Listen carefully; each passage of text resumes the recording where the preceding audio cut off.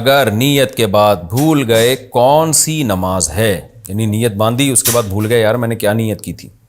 اگر کوئی عشاء کی نیت سے گھر سے نکلا، نیت باندھنے کے بعد بھول گیا کہ عشاء کی ہے یا مغرب کی، بعد میں یاد آ گیا تو کیا حکم ہے؟ صادق قریشی: دیکھو گھر سے عشاء کی نیت سے نکلا تھا تو غالب یہی ہے کہ تکبیر تحریمہ سے پہلے عشاء ہی کی نیت کی ہوگی اس نے، پھر نیت کرنے کے بعد بھول گیا کہ میں نے کیا نیت کی تھی، لیکن یہ واضح قرینہ ہے کہ جب گھر سے عشاء پڑھنے نکلا تھا تو واضح قرینہ عشاء ہی کی نیت کی ہوگی، لہذا وہم نہ کرے، بعد کی بھول چوک کا اعتبار نہیں ہوتا۔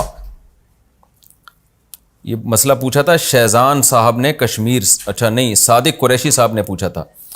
اگلا مسئلہ ہے جی شہزان صاحب کا کشمیر سے، عصر اور عشاء کی 4 سنتیں کیسے پڑھیں؟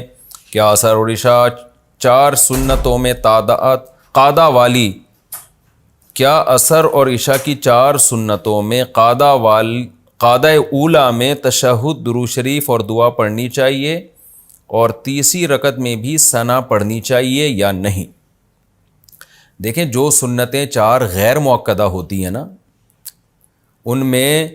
دوسری رکعت کے بعد آپ اتحیات کے بعد بہتر ہے کہ درود شریف بھی پڑھیں، دعا بھی پڑھیں، نہیں بھی پڑھی تو بھی کوئی حرج نہیں، لیکن بہتر یہی ہے۔ اور جب تیسری رکعت کے لیے کھڑے ہوں تو بہتر ہے کہ ثنا بھی پڑھیں، نہ پڑھیں تو بھی ٹھیک ہے، یہ بہتر ہے یہ۔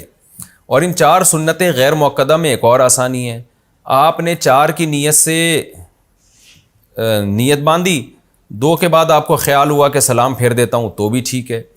2 کی نیت سے نیت باندھی، 2 کے بعد خیال آیا چلو 2 اور ملا لو تو بھی ٹھیک ہے، سب طرح سے ٹھیک ہے۔ اچھا بھائی، درود میں آل سے کون مراد ہیں؟ جب ہم درود پڑھتے ہیں صلی اللہ علیہ وآلہ وسلم تو آل سے مراد آپ صلی اللہ علیہ وسلم کے اہل بیت ہوتے ہیں یا ساری امت مراد ہوتی ہے؟ عبد الرحمن فیصل آباد سے، دیکھیں آپ کے اہل بیت مراد ہوتے ہیں اس سے، جو آپ کے رشتہ دار ہیں وہ آل میں داخل ہیں، اور یہ خوب سمجھ لیں کہ آل میں آپ کے اہل بیت میں آپ کی بیویاں بھی داخل ہیں، بلکہ بیویاں سب سے پہلے داخل ہیں، کیونکہ قرآن نے ان کو اہل بیت کہا ہے۔ انما یرید اللہ لیذھب عنکم الرجس اہل البیت ویطہرکم تطہیرا، اے اہل بیت، اے نبی کی بیویوں، اللہ چاہتا ہے تم سے گندگی کو، ناپاکی کو دور کر دے، یعنی عملی ناپاکی کو، اور تمہیں مکمل پاک صاف کر دے۔ تو قرآن میں سورہ حجاب میں نبی کی بیویوں کو اہل بیت کہا گیا ہے، تو جب ہم نبی کی اہل بیت مراد لیتے ہیں تو آپ کی ازواج بھی داخل ہیں، آپ کی اولاد بھی داخل ہے اس میں، اور آپ کے جو رشتہ دار تھے، جو آپ کے حضرت علی رضی اللہ تعالی عنہ اور جو بھی آپ کے قریبی رشتہ دار ہیں سب اس میں داخل ہیں۔ تو بعض لوگ کہتے ہیں کہ نبی کی بیویاں داخل نہیں، بالکل غلط بات ہے۔ غیر مسلموں کے تہوار پر مبارکباد دینا، کیا غیر مسلموں کے تہوار میں ان کو مبارکباد دے سکتے ہیں؟ جبکہ اگر ایسا نہ کریں تو وہ ہمیں شدت پسند کہتے ہیں۔ ابو سفیان انڈیا سے، دیکھیں اصل مسئلہ تو یہی ہے کہ غیر مسلموں کے ساتھ ہمیں اچھے سلوک کا حکم ہے، ان کی دعوت بھی کریں، ان کو گفٹ بھی دیں، بیمار ہو تو بیمار پرسی بھی کریں، کوئی مر جائے تو تعزیت بھی کریں، تسلی کے 2 جملے کہہ دیں جا کے،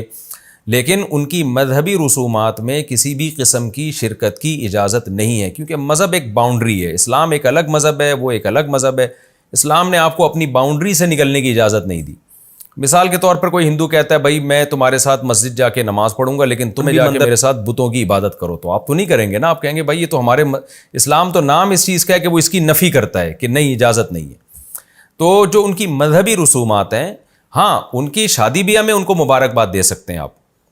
کوئی غیر مسلم کا بچہ امتحان میں اچھے نمبر سے پاس ہو گیا اس کو مبارکباد دے سکتے ہیں، تو ان کی خوشیوں میں شریک ہونا، ان کو مبارکباد دینا یہ جائز ہے، مذہبی تہوار میں جائز نہیں ہے۔